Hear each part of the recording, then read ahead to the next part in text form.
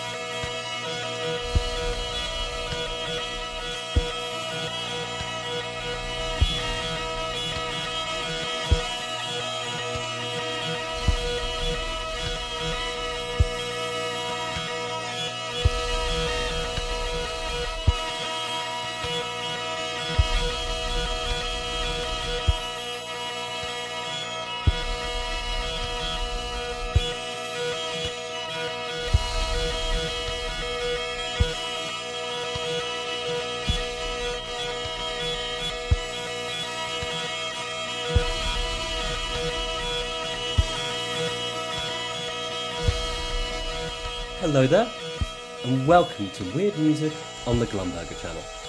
It's of course the Weird and Strange show where each and every week we have a chat about a different album and discuss what's going on with it, and mostly how it makes me feel as a listener. So in today's episode we are of course returning to The Randomizer, which spat out an incredible suggestion from one Karina Sibel. So this album, incredibly experimental, rather demanding, but also it's kind of funny as well, especially in terms of what the heck it is it's actually trying to present. It's a fantastic record, very excited to discuss this one. Today I present Slapping Pythagoras by Tony Conrad.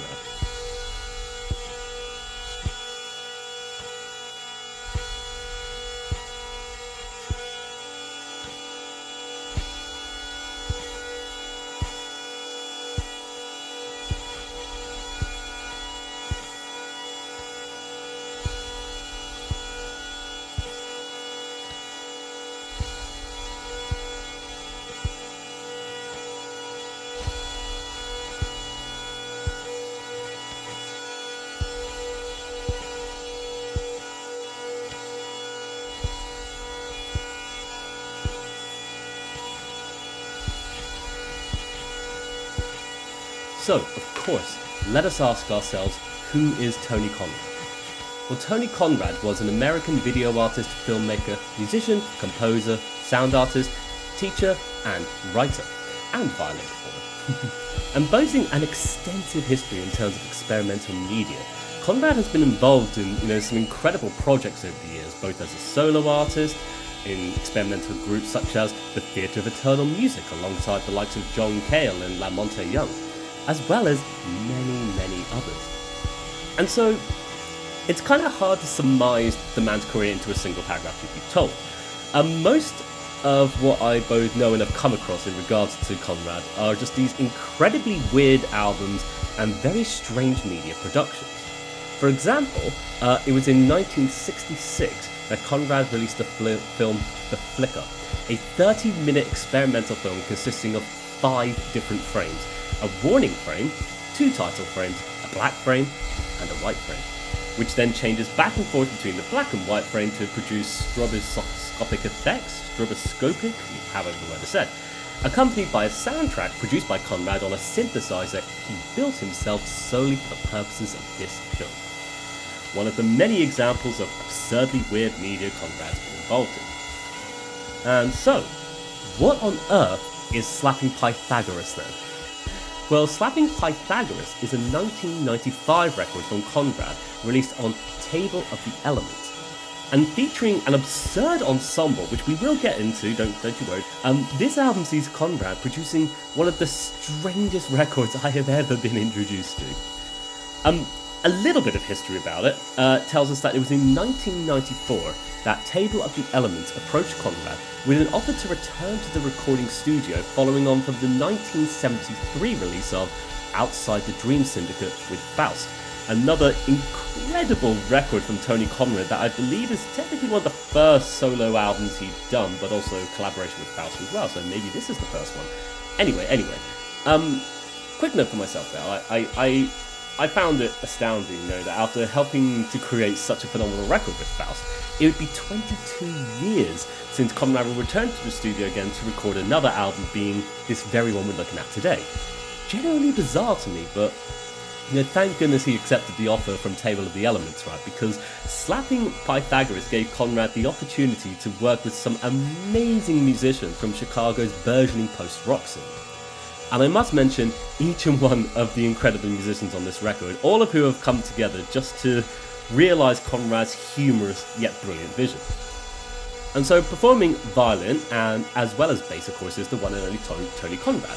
But joining him, though, we have one Gene Coleman on bass clarinet, an instrument I'd argue as being a little bit underrated. As you know, I love the clarinet. I have all the time in the world for the clarinet, and the bass clarinet, just getting those rumbling low-end notes, fantastic. But we also have one Alexander Gillespie performing both cello and violin. On guitar, though, we have an array of different musicians, including one Dylan Poser, John Corbett, Time Jones, and the one and only Kevin Drum, of course. Bit of a surprise for me, actually, when I saw his name pop up, as Drum is an artist I've also been checking out in preparation for the randomizer, of course, as well. We'll get to that in a future episode, I guess.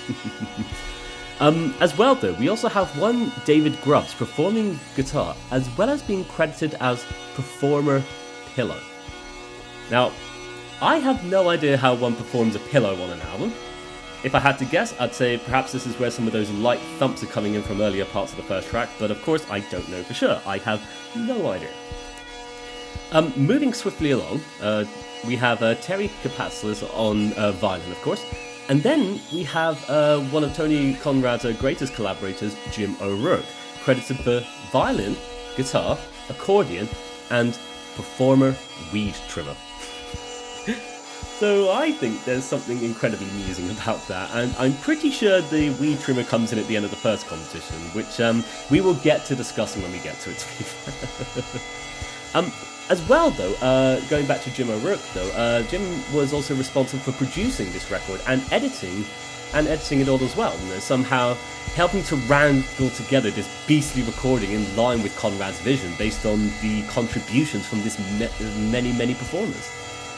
And also, how can we not mention the one and only Steve Albini? Regrettably, the late Steve Albini, but Steve Albini nonetheless credited as engineer and recorder for this very album. And so, whilst he's recorded some albums I couldn't care less about, he is also responsible for some of my absolute favourite albums of all time. Records like Fixed Context by La Bradford, Things We Lost in the Fire by Low, Secret Name by Low, and Tweeze by Slint, for example. Like, the list just goes on and on. Like, people who know of Albini just know how far and vast that whole rabbit hole is.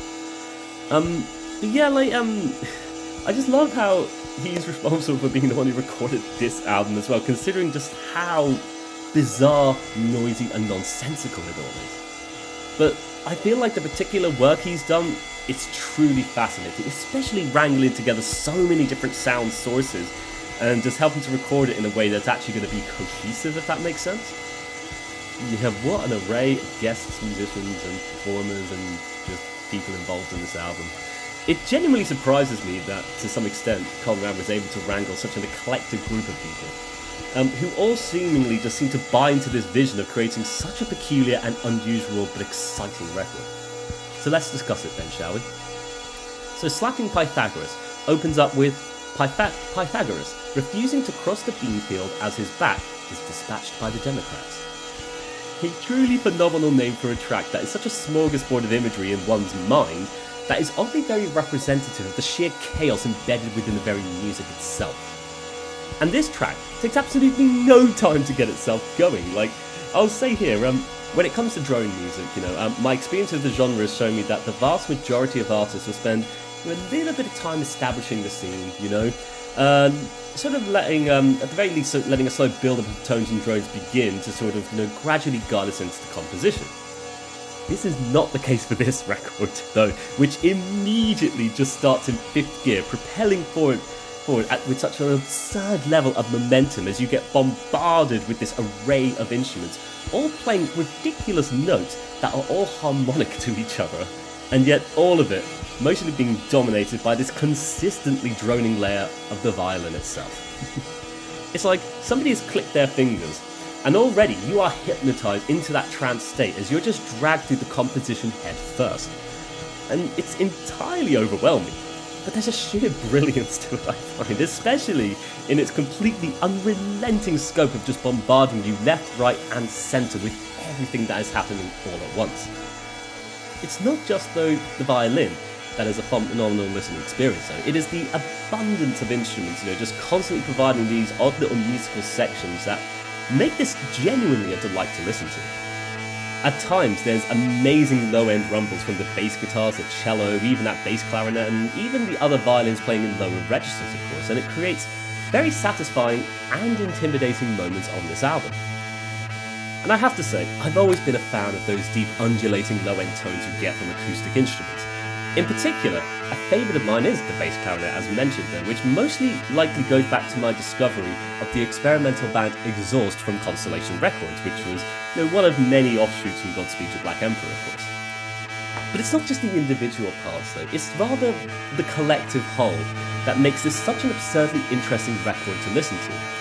With Tony Conrad constantly wrangling his violin, playing absurd drones and microtones to wonderfully satisfying effects, as the ensemble backs it all up with more and more drones and turmoil from the wonderful variety of different instruments they're playing. But as a whole, it's so incomprehensible.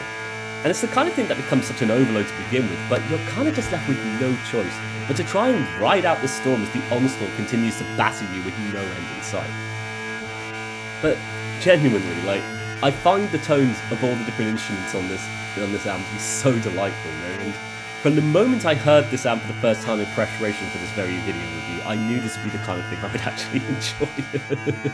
At times it shrieks and it whines, in such a shrill way that it feels very oddly uncomfortable and abrasive, but there's that genuine fascination to it as well, especially with all those instruments, just creating such wonderful tones, themselves that are adding to that abrasiveness and add to that furious chaos, and it becomes impossible to know what the hell anyone's even doing. But maybe that's kind of the point, Arguably, I would imagine it's Conrad who's at the forefront of these recordings, especially with the violin, making his parts arguably easy to discern, but when it comes to everything else as well, though, it just becomes this constantly swirling miasma that mixes everything into this thickly layered musical glue.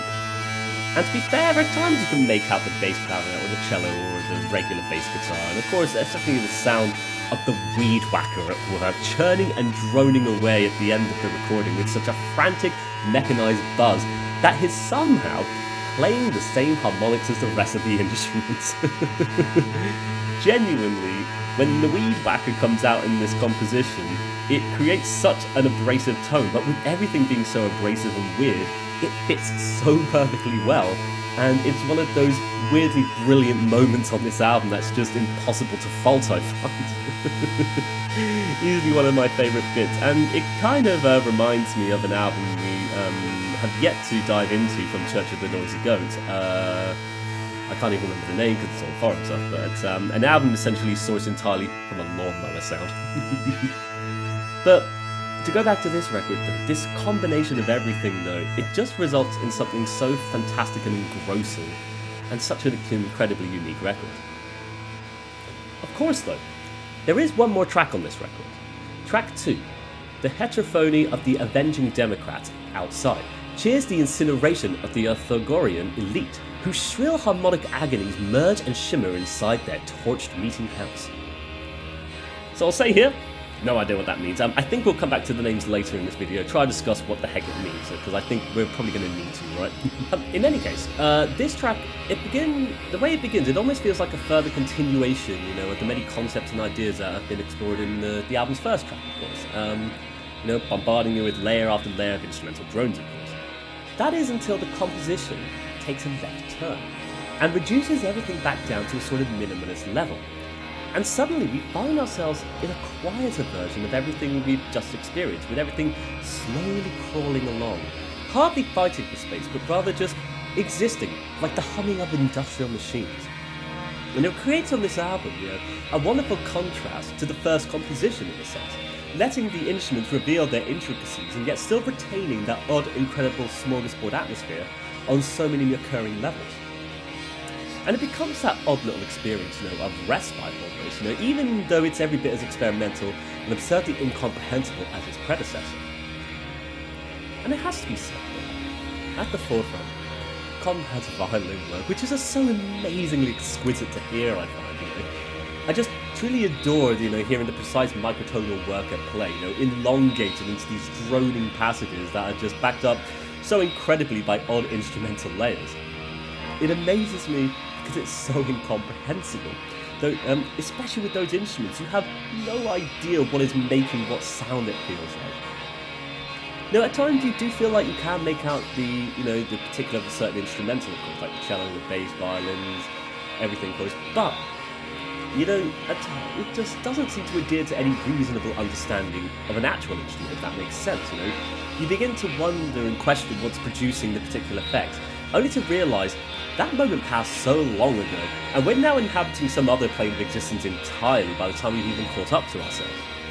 And it's perhaps another one of those elements of the record that just fascinates me, the constantly moving momentum that never lets up for even a second, it feels.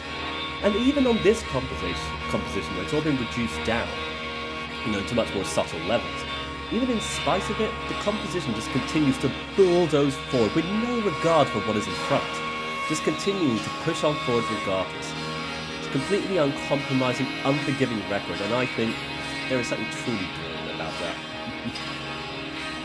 So as you can no doubt tell, this is a record that really fascinates me, and hearing this for the first time is one of those kind of whoa moments in music, and what I really appreciate is how listening to this for the first time, had a similar sort of experience of fascination and bewilderment almost to when I first heard Tony Conrad by listening to Outside the Dream Syndicate, the collaborative album with Faust.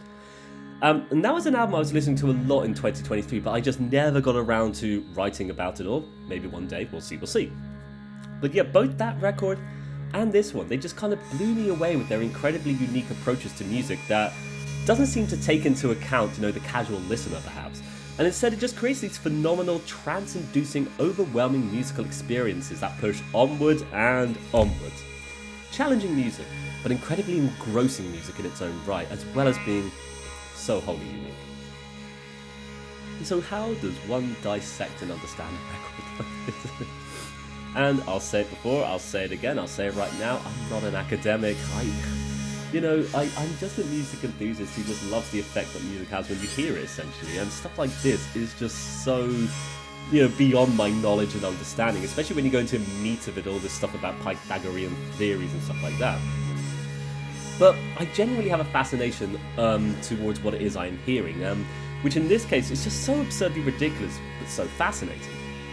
And before I even attempt to try explain any of the academic things on my end, I thought it'd be worth reading the text that's available on the physical release.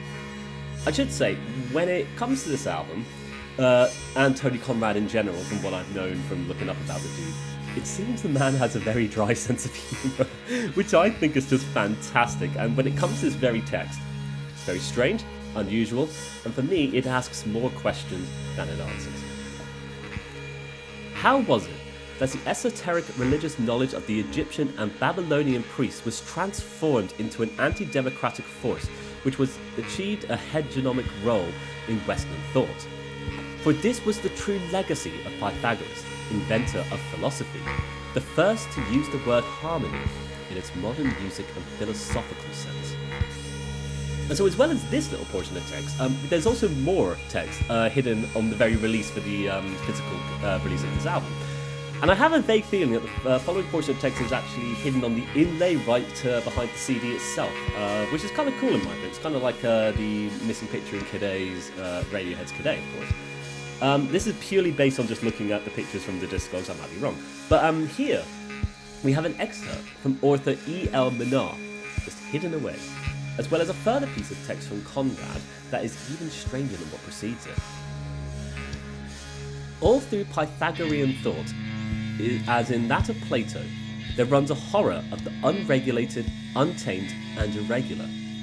In the field of social relationships, they felt that freedom would pass only too easily into license. E.L. Menard. For Pythagoras, beams are sexual energy embodied in the human fetus and in semen, which was detected in beans. He believed chewed beans turned into semen, and planted beans into fetuses. Left in the sun, the spoiling beans smelled like semen to him. And so what to make of that, right?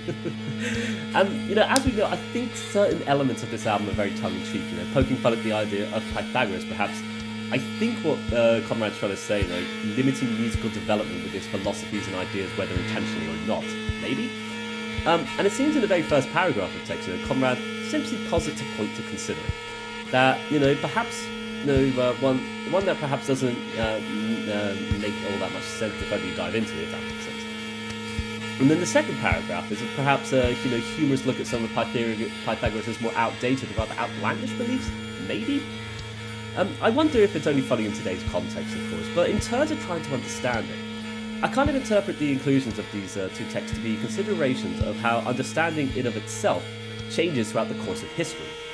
On one side, we have Pythagoras' theories, concepts, and ideas adopted into Western thought, still used to this day, no doubt. And then contrast that with the story about the beans, I think.